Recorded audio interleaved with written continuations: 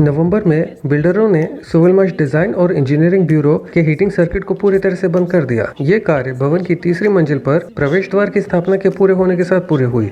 नवंबर में बिल्डरों के लिए काम के दो सबसे महत्वाकांक्षी क्षेत्र सभी मंजिलों पर आंतरिक विभाजन की स्थापना और भवन के लिए हीटिंग मेन का कनेक्शन था।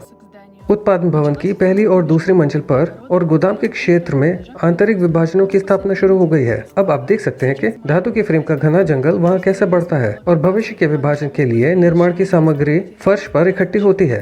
प्रशासनिक भवन में यह काम पहले ही शुरू हुआ था, इसलिए दूसरी मंजिल पर विभाजन की स्थापना पहले ही पूरी हो चुकी है। वहाँ अलग अलग कमरे बनाए गए हैं, दरवाजे लगाए गए हैं और आंतरिक इंजीनियरिंग नेटवर्क बिछाए जाने लगे हैं।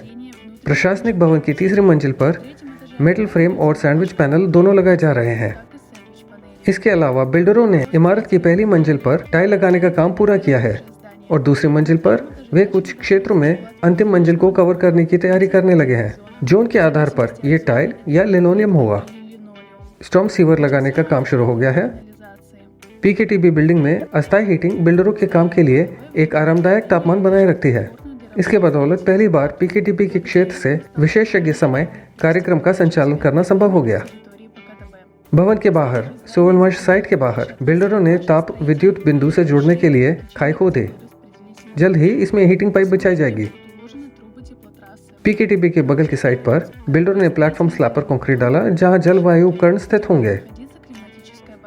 किराए की बिजली आपूर्ति कैबिनेट को तोड़ दिया गया है और इसके बजाय उनके स्वयं के सोवलमाश उपकरण स्थापित किए गए हैं। इससे किराए की लागत कम हो जाएगी। अधिकांश भारी सामग्री भंडारण को भवन के अंदर स्थानांतरित कर दिया गया है। खोदे गए गड्ढे के अंदर एक फुटिंग बनाई गई थी। पाइपलाइन की फिटिंग शुरू हो गई है और भारी इंजीनियरिंग संचार को जोड़ने के लिए एक कुआं बनाया जा रहा है। सड़क के अस्थायी स्लैब को तोड़ दिया गया है।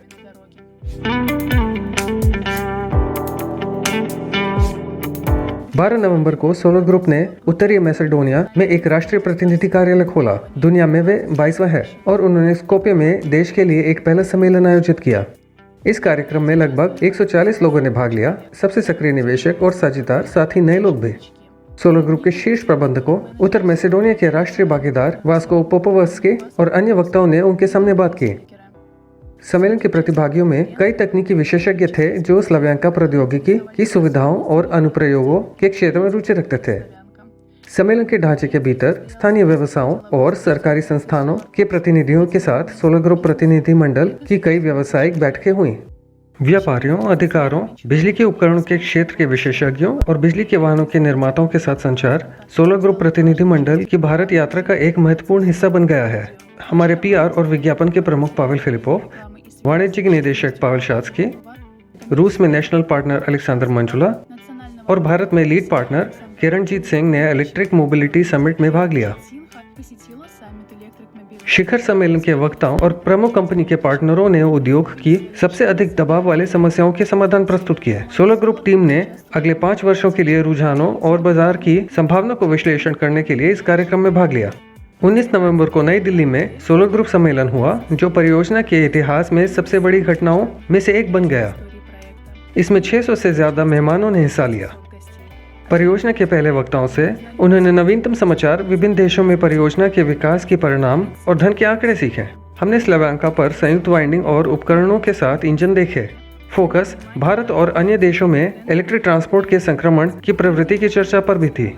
सोलर ग्रुप की व्यावसायिक बैठकें भी वियतनाम और इंडोनेशिया में सम्मेलन की रूपरेखा के अंतर्गत आयोजित की गई। वियतनाम में हमारे प्रतिनिधि मंडल ने एक कंपनी के एक इंजीनियर से मुलाकात की जो बिजली के मोटरों का उपयोग करने वाले घरेलू, निर्माण और चिकित्सा उपकरणों की बिक्री और सर्विस करते हैं। पहली बार इंजीनियर ने संयुक्त वाइंडिंग वाले इंजन को लाइव देखा। कई पेशेवर सवाल पूछे और स्लाव्यांका की क्षमताओं से प्रभावित हुए। रिसोर्स प्रोडक्शन कोऑपरेशन के निदेशक एंड्रे लोबोव ने इंडोनेशिया में इंडोनेशियाई इंजीनियरों से मुलाकात की। इसमें इंजीनियरों के अलावा इंडोनेशिया में सोलर ग्रुप की राष्ट्रीय भागीदार लौरा गुंटाई और प्रमुख भागीदारों के अलावा 20 प्रतिभागियों ने भाग लिया। इंजीनियरों ने स्लाव्यांका के फायदों और परिवहन और उसके बाहर इसके उपयोग के उदाहरणों के बारे में सीखा। हमने संयुक्त वाइंडिंग वाले इंजन पर आधारित एक विद्युत किट देखा। हमने सहयोग के संभावित विकल्पों पर चर्चा की और संपर्कों का आदान प्रदान किया। 5 नवंबर को बल्गेरिया में सोलर ग्रुप के शीर्ष प्रबंधकों की भागीदारी के साथ एक सम्मेलन आयोजित किया गया।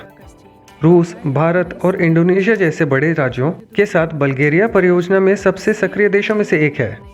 सोलर ग्रुप उन देशों में भागीदारों और निवेशकों की गतिविधियों में वृद्धि की उम्मीद करता है जहां सम्मेलन आयोजित किए गए थे, जैसा कि आमतौर पर प्रमुख सम्मेलनों के बाद होता है। 2022 में कंपनी के शीर्ष प्रबंधकों की व्यक्तिगत भागीदारी के साथ सोलर ग्रुप सम्मेलनों का दौरा समाप्त हो गया है और 2023 की शुरुआत में जारी रहेगा।